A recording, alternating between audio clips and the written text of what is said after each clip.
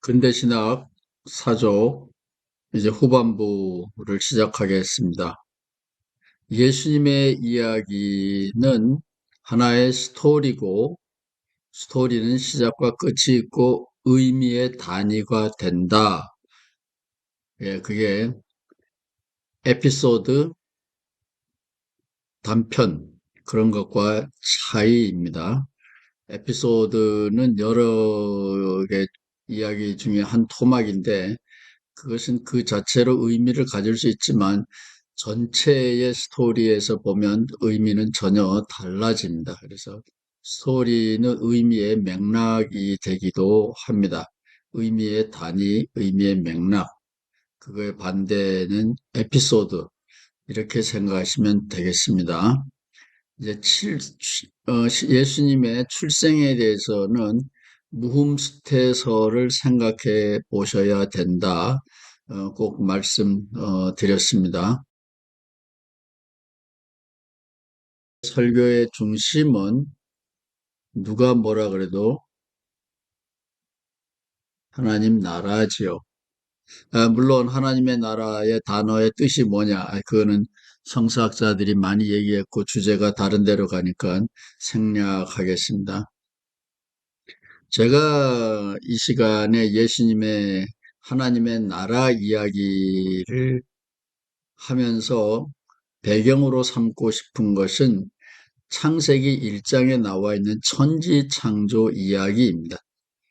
하나님의 나라라는 말은 지금의 통치자가 누구냐, 주인이 누구냐, 그런 거에 대한 질문이고, 사도신경에 나와 있는 혹은 창세기에 나와 있는 천지창조의 이야기는 로마가 아니라 유대 귀족들이 아니라 친일파 왕조가 아니라 백성이, 내가 주인이 되고 하나님이 주인이 되는 그런 나라에서 살고 싶다라는 미래적인 선언, 탄원이라고 저는 그렇게 이해합니다.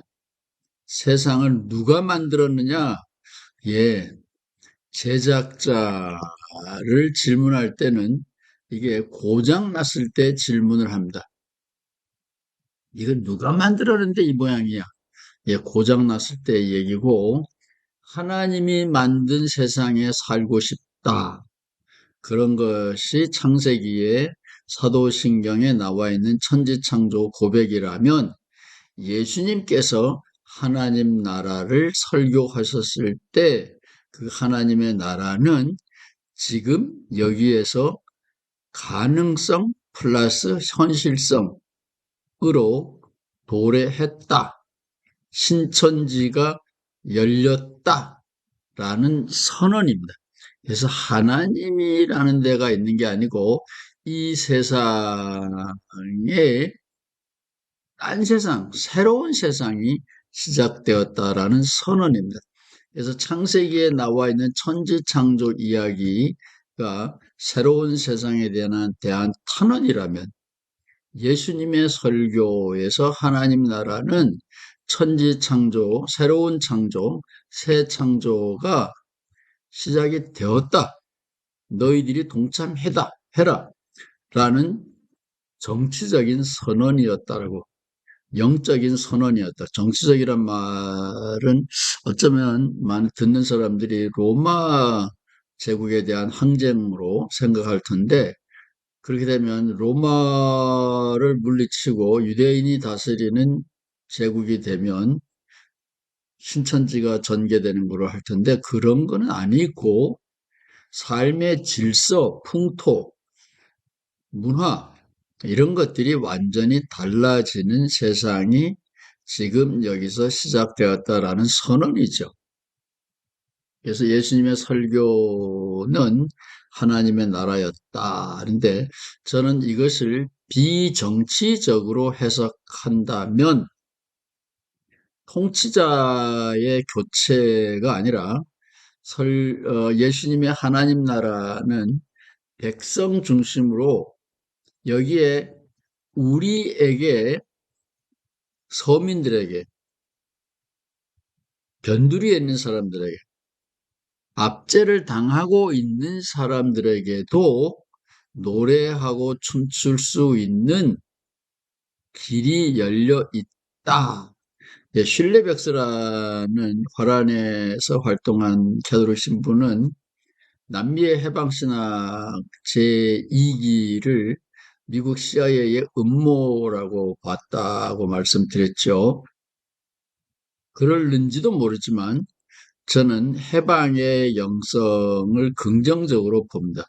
해방의 영성이 없이는 자본주의로부터의 해방이 지속하기가 어렵다라고 생각을 됩니다. 그래서 해방의 영성처럼 아직 해방은 되지 않았지만, 아직 자본주의로부터 해방은 되지 않았지만 해방을 꿈꾸는 사람들의 연대 속에서, 억압 속에서 지금 여기에서 춤추고 노래할 수 있다. 미래는 미래가 아니라 미래를 여기서 앞당겨 살 수 있다. 저는 그런 것을 해방의 영성의 긍정적인 측면으로 봅니다. 하나님 나라 앞당겨 사는 사람들 이야기라고 저는 확신합니다. 제도적으로, 구체적으로는 이루어지지 않았지만 부분적으로 지금 여기서 새로운 삶, 곧 노래와 춤출 수 있는, 굶주리는 사람들이 노래와 춤출 수 있는 영성의 나라, 하나님 나라가 가능했다.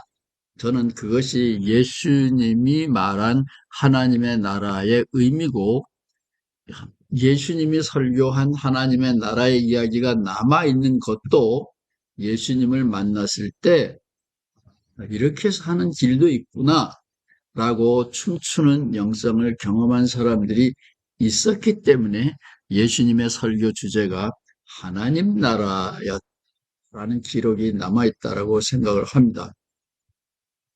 이제 우리 기독교는 십자가와 예수님의 부활을 이 스토리의 두 개의 핵심으로 보고 있죠. 그래서 그 전반부인 십자가를 먼저 생각해 보겠습니다. 사고 치는 예수님.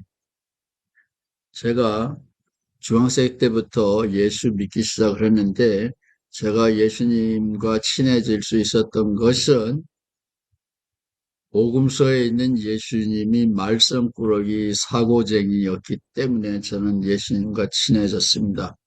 왕족도 아니고 모범생도 아니었습니다.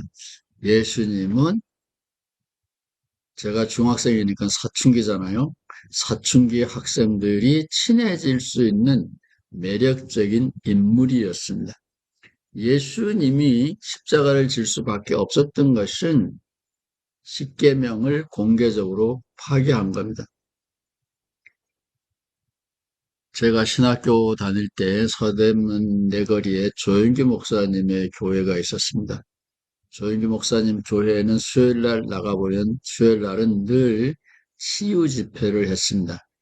대량으로, 오늘은 호흡기 질환자, 다음 주는 관절염 질환자, 그 당시에 아마 코로나가 있었으면 다음 달에는 코로나 환자와 그 가족을 위한 치유 집회를 합니다. 이렇게 선언했을는지 몰라요. 조영기 목사님은 집단적으로 사람들을 치료했지만 예수님은 사람을 치료하는 게 목적이 아니라 십계명 중에 제4계명, 그것을 공개적으로 범하면서 그 시대, 그 당대의 정신세계, 종교 질서를 무너뜨리고 있었습니다. 제4계명 안식일에 일하는 사람은 주의라고 명령하고 있습니다. 그런데 그 십계명을 예수님은 정면으로 거부한 거죠. 도전한 거죠. 무슨 얘기냐 하면 예수님이 안진뱅이를, 눈먼 장님을 월요일날, 수요일날, 금요일까지도 좋아해요. 근데 토요일 날, 안식일 날 치료하면 십계명을 범하는 겁니다. 주 7일 중에 엿새 동안은 어떤 환자를 치료했든지 문제가 되지 않는데 예수님은 하필 많은 환자를 남들이 보는 데서, 숨어서 했으면 그것도 좋은데 남들이 보는 데서, 기독교적으로 말하면 주일날 11시 예배 시간에 고쳤습니다. 그것은 예수님의 십계명에 대한 정면 도전이었습니다. 예수님이 병을 고쳤기 때문에 죽은 것이 아닙니다. 물론 예수님이 병을 고쳤는데 그 환자들이 대부분의 경우는 신명기 28장에 나와 있는 신의 저주를 받은 사람들을 치료했습니다. 태어나면서부터 장님된 사람이, 이 장님된 사람의 친구, 친척이, 저 사람은 태어나면서부터 장님인데 지금까지 어른인데 장님입니다. 태어나면서부터 그랬으니 도대체 누구의 죄로 저 사람이 장님이 되었습니까? 예수님께 질문을 하는데 그것은 바로 신명기 사관, 신명기 신학을 예수님 시대 사람들이 잘 알고 있었다는 얘기입니다. 신명기 28장에 대해서 예수님은 정면으로 도전합니다. 십계명 엿먹어라. 신명기 엿먹어라. 고통받고 있는 저 사람이 어떻게 죄 때문에 고통을 받고 있느냐? 내가 고쳐주마. 예수님은 사고를 쳤습니다. 역시 몰래 치료해 줬으면 괜찮습니다. 예수님은 신의 저주를 받은 사람을 공개적으로 치료를 했습니다. 예수님이 문둥병자를 치료해 준 다음에 내 몸을 제사장에게 보여라라고 하는 것은 도발적인 거죠. 제사장이 하나님을 관리하고 있고 이 병이 깨끗해졌는지 다시 공동체로 돌아올 수 있는지, 그 당시에는 보건소가 없었기 때문에 제사장이 판정해 줬는데 예수님이 제사장에 가서 보여줘라. 뭐 문둥병에 걸린 사람들은 신의 저주를 받은 사람이야. 엿먹어라. 그런 신이 어딨냐. 예, 신이 하나라면 이 세상의 모든 불행은 신의 형벌이기 때문에 신과의 화해가 먼저 이루어지기 전에는 병은 낫지 않습니다. 그러나 예수님은 그런 고정관념에 대하여 정면으로 도전했습니다. 고통은 신의 뜻이 아니다. 이 신명기와 이사야서가 공통점이 하나가 있습니다. 신명기도 신이 하나라는 거고 이사야서도 신이 하나라는 거예요. 초기에 이사야는 다르죠. 그러나 후기에 가면 이사야는 이런 말을 합니다. 신은 빛을 창조하신 신이 아니라, 창세기에 있는 신, 빛을 창조하신 신이 아니라 어둠도 만들었다. 평화만 만드는 것이 아니라 전쟁도 만들었다. 따라서 이사야와 신명기가 공통점이 있다면 세상 되어지는 모든 것은 신의 뜻이다라는 놀라운 포괄적인 유일신 사상이 신명기와 이사야의 공통점인데, 예수님은 엿먹어라. 하나님은 빛의 하나님이다. 어두움은 악마의 산물이다. 고통은 악마의 산물이다. 고통은 죄의 형벌이 아니다. 싸워서 물리치자. 이것이 예수님의 사고 방식입니다. 이제 오늘 이 복지 시대에 혹은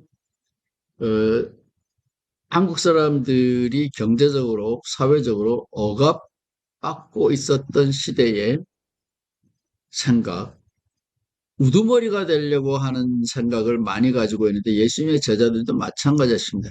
신명기 28장에 보면 하나님 말 잘 들으면 너는 우두머리가 된다. 꼬리가 되지 않는다. 저는 고등학교 다닐 때 장로님들이 하는 기도가 지금도 생각이 납니다. 우리의 자녀들이 닭 대가리가 될지언정 속꼬리는 되지 않게 해 주십시오. 소 머리가 못 되어도 좋습니다. 닭이라도 좋으니 우두머리가 되게 해 주십시오. 이렇게 간절히 기도하는 장로님이 계셨습니다. 그분은 바로 신명기 28장에 있는 여호와 하나님의 약속을 믿고 있었던 거죠. 그 장로님은 예수님은 몰랐습니다. 예수님은 전혀 다른 생각을 가지고 있었습니다. 예수님의 생활 속에 나와 있는 예수님의 믿음을 생각해 보면 저는 이런 생각을 합니다.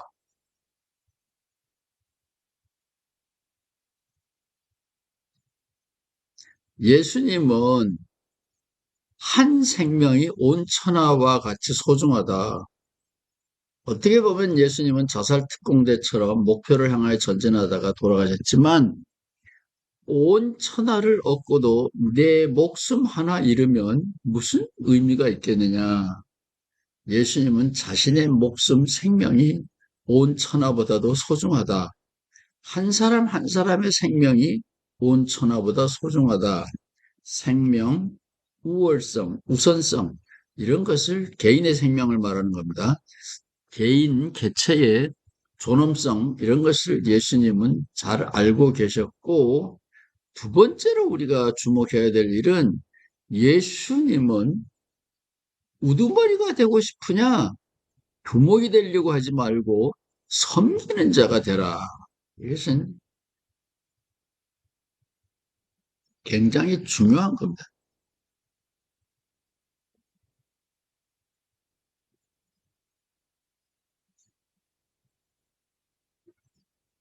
이 대목을 중요하게 생각하는 목사님들은 안 계신 것 같아요. 예수님이 십자가를 지는 그 언덕 길을 올라가고 있을 때도 예수님의 제자들은 우두머리가 되려고 하는 거죠. 우두머리. 두목이 되려고 하는 거죠. 근데 예수님은 제 1등이 되고 싶으냐? 남을 섬기는 자가 되라. 어떻게 생각하세요, 여러분들? 섬기는 자가 되라. 이것을 복락을 원하는 복지시대의 말로 하면 남을 돌보고 섬기는 게 남을 지배하고 괴롭히고 짓밟는 자보다 섬기는 자가 더 크게 기쁨을 누릴 수가 있고 하나님과 더 잘 소통할 수 있다는 자부심을 가질 수 있다. 저는 이것이 예수님의 소신이었다라고 봅니다. 여러분, 이 강의를 들으시는 목사님들, 여러분들은 그런 경험이 있나요? 남을 억누르는 것보다 남을 돌보고 보살피는 즐거움이 더 크고 그럴 때 더 하나님과 내가 더 잘 소통할 수 있다. 예수님은 그런 경험을 가지고 계셨습니다. 그런 모범을 남기셨습니다. 신명기는 우두머리 사상입니다. 두목신앙입니다. 예, 우두머리가 되는 거 저도 많이 해봤습니다. 그것보다는 남을 돌볼 수 있는 섬기는 자의 즐거움이 더 크다. 우리 시대에 꼭 기억해야 될 예수님의 생활 신조입니다. 다음에 예수님의 생활 속에서 찾아볼 수 있는 놀라운 이 시대의 교훈은 동전 한 잎을 잃어버렸다가 찾은 다음에 잔치를 벌였다라는 누가복음 이야기가 제 마음에는 무겁게 충격적으로 남아 있습니다. 잃어버렸다가 찾았을 때 그 기쁨이 얼마나 큰지 저는 잘 압니다. 예수님은 건망증이 심한 것도 아니고 예수님은 부자도 아닌데 어떻게 이런 예화를 들 수 있었는지 예수님의 상황이 궁금합니다. 작은 것을 되찾았을 때 큰 기쁨을 맛보고 동네 사람 불러다가 잔치를 벌였다. 저는 이게 예수님이라고 봅니다. 큰 것을 크게 여기는 것이 아니라 크고 작은 것에 구분이 없이 사람 하나하나가 소중하다. 어린 아이도 소중하다. 작은 자가 소중하다. 큰 것과 똑같이 소중하다. 동전 한 입이 100만 원처럼 소중하다. 작은 일을 보고 하찮게 여기는 것이 아니라 그 작은 일을 큰 일, 많은 사람들처럼 소중하게 여기고 그 작은 것을 되찾거나 돌보았을 때 크게 기뻐하는 예수님의 삶의 모습. 이것이 예수님이 가르쳐준 하나님의 나라 신질서라고 저는 확신합니다.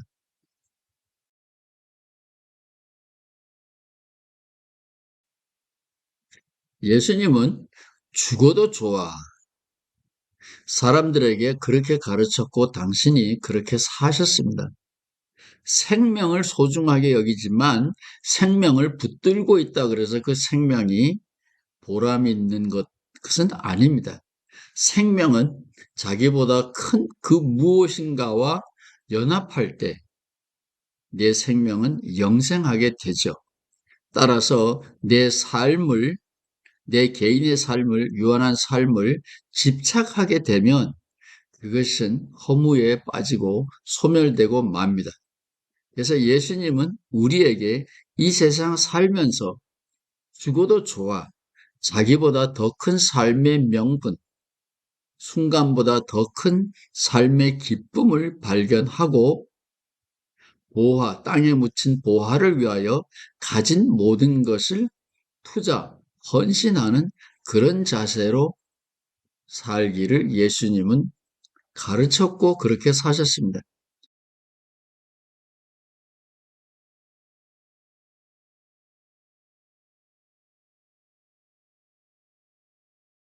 예수님은 죽어도 좋아 그런 경지의 삶을 사셨죠.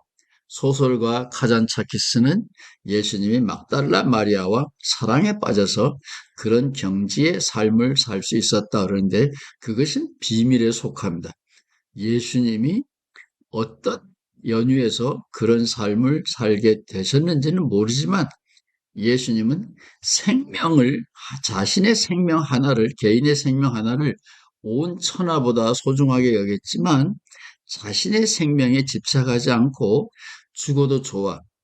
자기보다 더 큰 삶의 명분을 발견하고 그 삶의 큰 명분을 향하여 all in, 모든 것을 투자하는 그런 헌신적인 삶을 사셨습니다. 여기까지는 별 문제가 없을 거라고 봅니다. 예수 세미나, 역사적 예수 찾기를 그룹으로 열심히 해준 예수 세미나 덕분에 저는 예수님이 비폭력적 저항을 은근히 강조하셨다라는 것을 확신하게 됐습니다. 우리는 예수님이 오른뺨을 치거든 왼뺨도 돌려대라. 겉옷을 달라면 속옷까지 내어주다.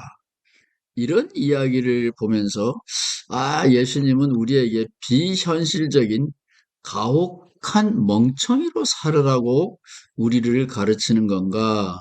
참 답답하게 생각을 하고 나는 그 근처에도 못 간다 이렇게 생각 들었는데 예수 세미나 학파들이 그 시대의 언어로 겉옷을 달라는 자에게 속옷까지 준다라는 게 바보처럼 내어주라는 말이 아니고 그런 도둑질하는 착취하는 강자를 부끄럽게 만들어라 라는 비폭력적 저항이라는 것을 알게 되고 예수님은 정말로 현명하구나 이런 것을 알게 됐습니다. 예수님은 보네포나 해방신학처럼 폭력적 저항은 사용하지 않으신 것 같아요. 그러나 학자들은 예수님이 예루살렘 성전에 들어가셨을 때 폭력을 사용하셨고, 예루살렘의 언덕길에서 시장하셨을 때 무화과 나무를 저주하신 이 두 개의 폭력에 대해서는 학자들은 어떻게 생각해야 될지 망설이고 있습니다. 그러나 그 이외에 예수님의 이야기는 온순한 사람, 온유한 사람, 겸손한 사람, 연약한 사람의 모습만 강조하는 것처럼 보이지만 예수님의 이 이야기, 겉옷을 달라는 자에게 속옷까지 내어주라라고 하는 것은 사람의 속옷까지 취하면 도둑도 중형을 받게 됩니다. 강도도 해야 될 게 있고 하면 안 되는 게 있는데, 강도질 하는 사람에게 너는 연 먹어라, 너는 날강도다 라는 것을 알도록 온 세상에 고발하는 고발장의 행동이 바로 속옷까지 내어주라는 거예요. 너는 사람도 아니다라는 고발을 하는 거죠. 따라서 예수님은 비폭력적 저항을 가르친 것이 확실합니다. 예수님의 설교 중심이 하나님 나라였다 말씀드렸죠, 초기에. 나라라는 말도 정치적인 말이기 때문에 저는 관심이 없고, 하나님이 통치한다. 저는 민주주의를 원하기 때문에 하나님이라는 킹덤, 왕국, 저는 안 좋아합니다. 별로 관심이 없어요. 그렇지만 예수님이 보여준 하나님의 나라는 저주받은 사람, 매국노들, 그런 사람들도 예수님의 잔치상에 함께 참여하여 하늘나라 이야기를, 희망의 이야기를, 사랑의 이야기를, 꿈의 이야기를 나눌 수 있는 진정한 신천지가 온다, 왔다, 내가 맛보았다. 저는 예수님을 따르는 사람들이 바로 신천지가 이미 도래했다라는 경험을 했다라고 저는 확신합니다. 이것이 예수님의 삶을 보는 저의 시각입니다. 이제는 제일 어려운 이야기를 시작합니다. 예수님의 죽음. 예수님의 죽음은 십자가 처형이죠.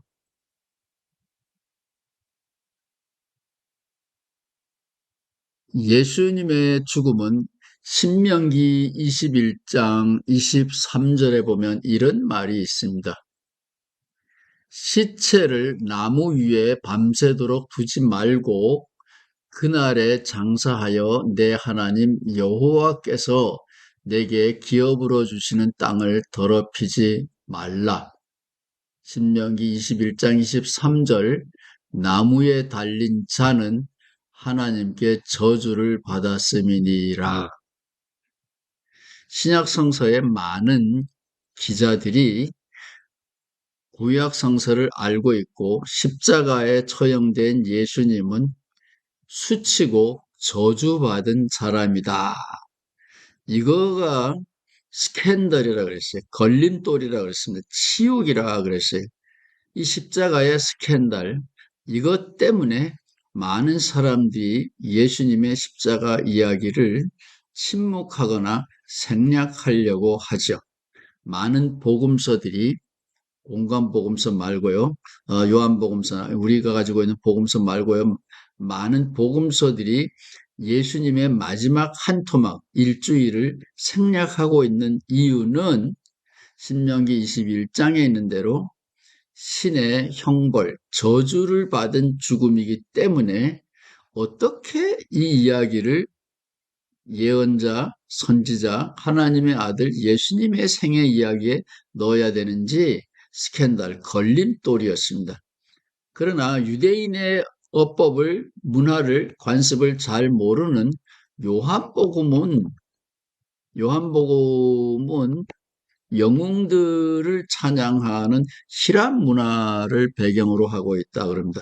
그래서 요한복음에서는 예수님을 예수님의 십자가를 내려가는 일이 아니라 수치스러운 것이 아니라 예수님의 십자가는 광야의 구리뱀처럼 높이 들려 올라가는 영광의 십자가라고 요한복음은 그리고 있습니다.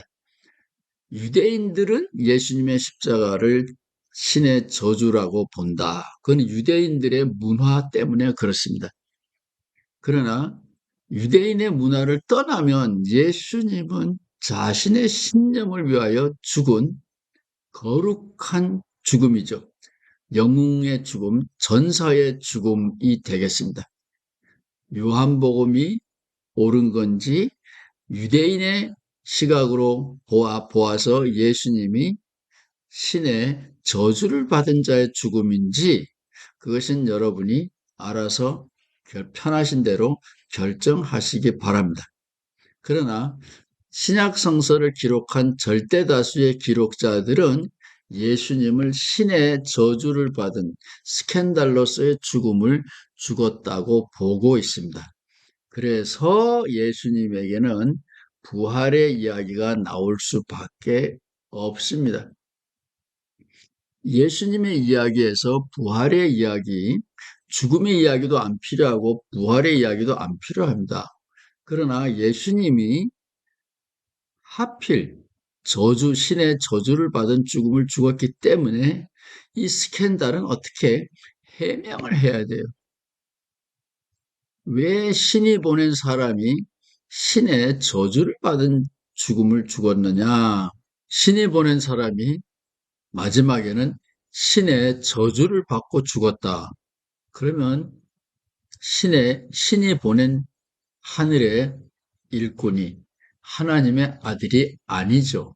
이것은 유대인의 어법, 문화를 아는 사람들에게는 굉장히 큰 스캔들, 걸림돌이었고 그런 사람들에게서는 부활의 이야기가 어쩔 수 없이 다음 이야기로 나올 수밖에 없습니다. 예수님의 죽음과 부활 사이가 3일이라는 사실은 뭐 2일이죠. 만 2일. 3일이라는 시간이 걸렸는데 이것은 구약 성서의 어법으로 보면 사람이 극한적인 고난을 당하고 있을 때 가장 신속하게 신이 치료해 주는 짧은 시간이 3일입니다. 그래서 3일 만에 부활하시게 되는데 유대인의 어법으로 보면 예수님의 죽음과 부활은 하나의 사건입니다. 이것은 두 개의 사건이 아니라 하나의 사건인데 세상 사람이 예수를 심판했습니다. 저주의 흉물스러운 수치스러운 심판이라 그래서 세상이 예수를 심판했는데 부활은 하나님의 사건입니다. 세상의 심판이 아니다, 틀렸다라고 바로잡는 하늘의 사건이 부활입니다. 따라서 십자가는 세상 사건이기 때문에 비디오 카메라로 찍을 수 있지만 부활은 하늘의 사건, 하나님의 사건이기 때문에 비디오 카메라로 찍으면 나타나지 않습니다. 많은 사람들이 새벽 열차를 타고 예루살렘에 갔으면 부활한 예수님을 만나거나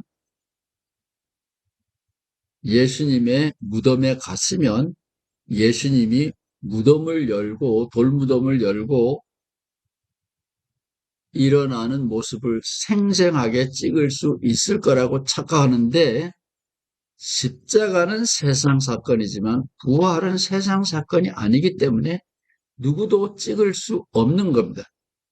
부활은 철저하게 이 세상의 심판이 틀렸다라는 하늘의 심판, 하나님의 사건입니다. 이 세상 심판의 역전, 뒤집어 엎는 겁니다. 그것이 바로 마카비서와 다니엘서는 동시에 쓰여졌습니다. 인터넷에 들어가서 외경 성서공에서 게시해 놓은 외경 마카베오라 그러죠. 마카비서를 보면 알 수 있는데 다니엘서와 마카비서, 다니엘서 12장에 있습니다. 부활이라는 단어는 마카비서에 나오는데 다니엘서는 안 나와요. 부활은 모든 사람이 부활하는 게 아니고 일부만 부활합니다. 기독교인들은 이것을 주목하셔야 돼요. 지나가는 이야기고 여기서 중요하지 않은데 다니엘서는 예언서가 아니고 유대인은 문학 작품으로 봅니다. 상상력에 의한 문학 작가의 작품으로 봐요. 그건 딴 얘기고요. 다니엘서 12장에 부활은 모든 사람의 부활이 아니라 일부의 부활입니다. 오늘날 기독교는 부활은 죽음이 없고 영생으로 가는 거다 이렇게 생각하는 건데 그것은 기독교가 타락해서 혹은 세상과 타협해서 물들어서 그쪽으로 가게 된 거고 오리지널 부활 이야기는 다니엘서 12장을 다시 읽어보시기 바랍니다.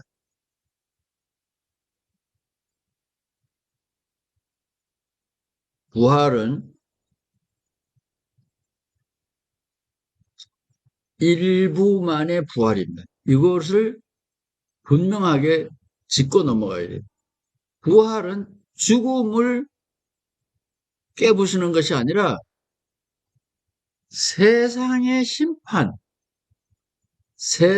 심판이 틀렸다라고 하나님이 세상 심판을 심판하는 역전 행위가 부활입니다. 에녹서의 표현이 가장 정확합니다. 에녹서는 사람이 죽으면 가는 곳이 네 곳입니다. 방이 네 개예요.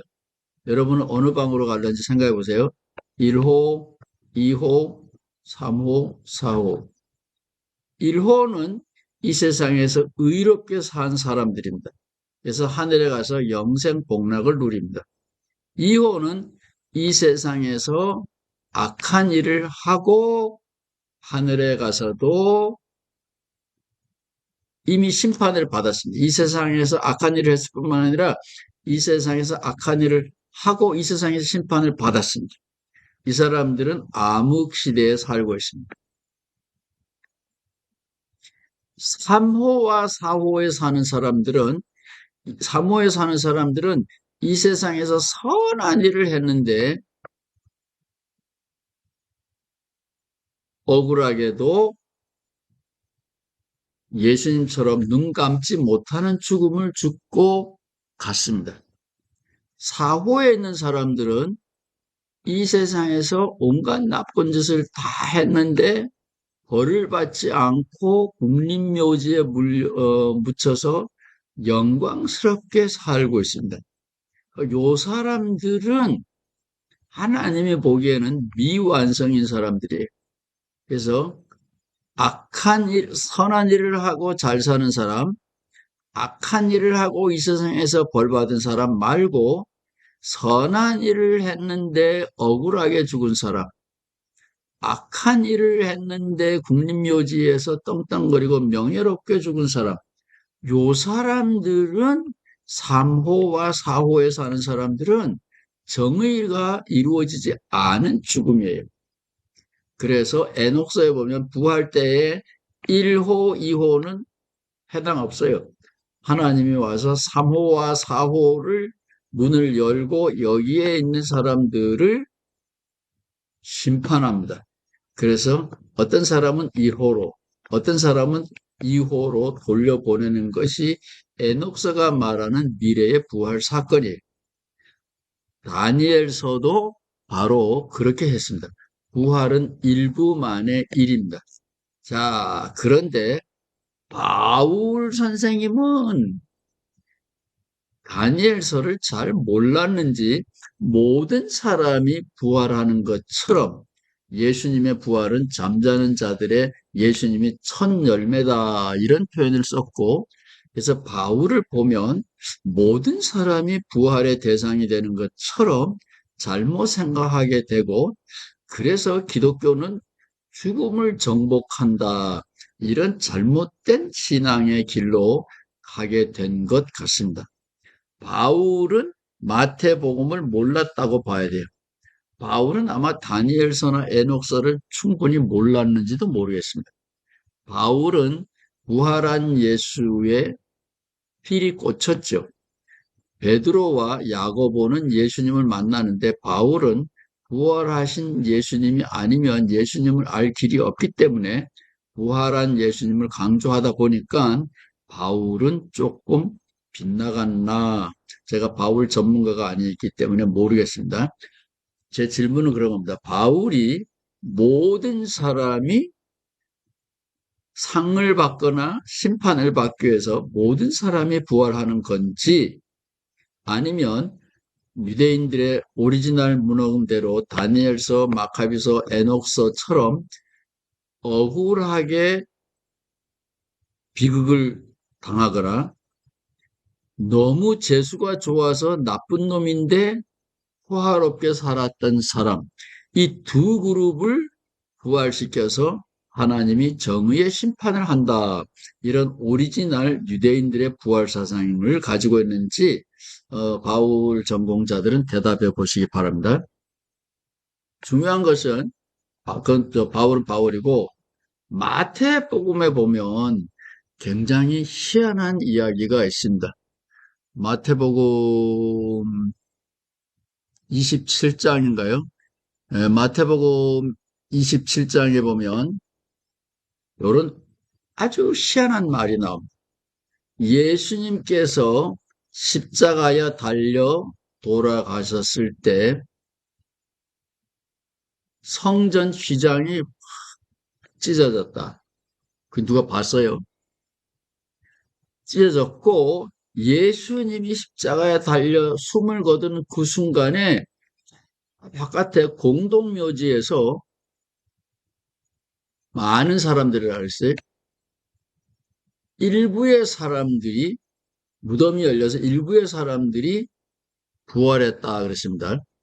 자, 이게 심판이에요. 세상이 예수님을 죽였습니다.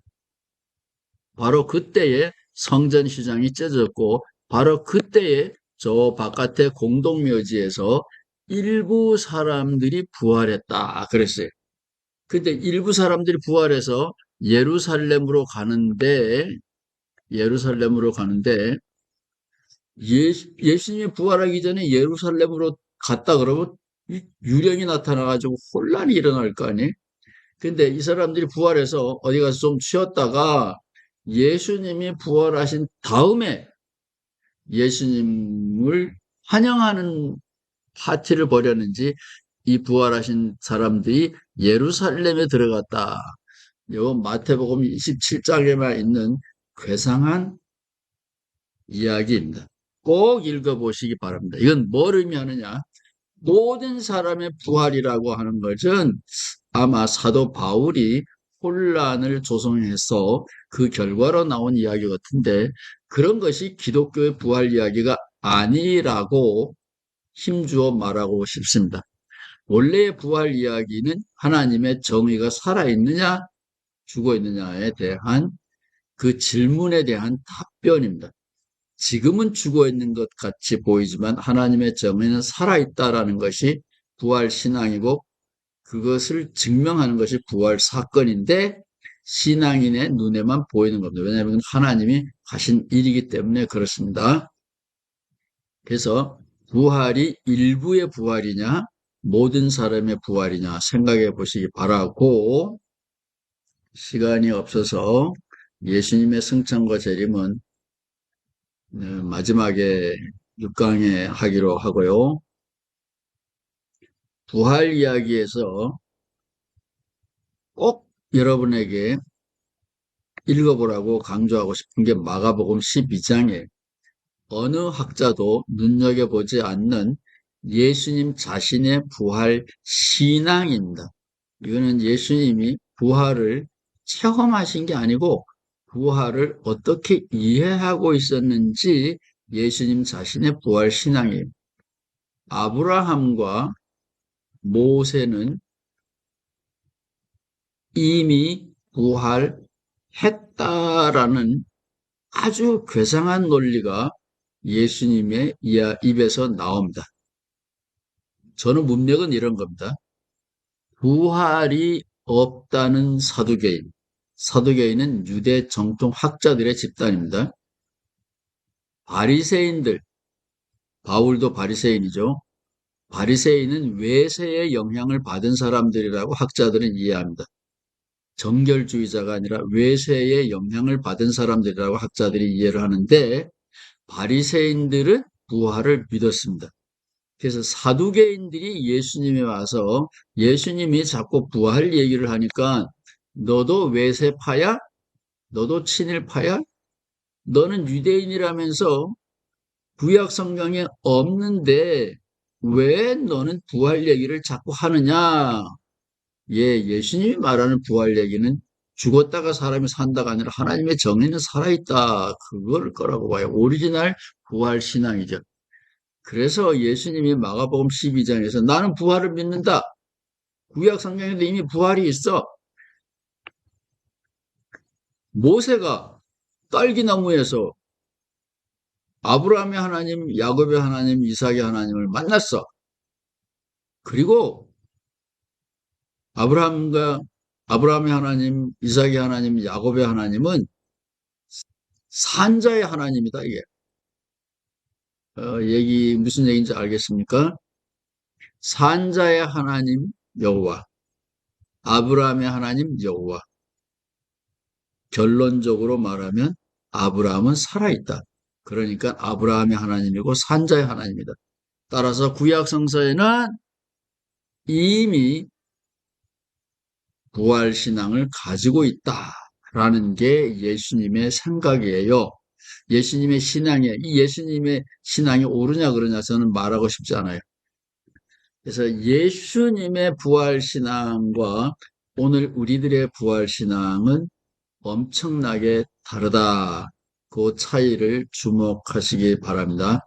일단 5강은 여기서 마치겠습니다. 긴 시간 수고 많이 하셨습니다.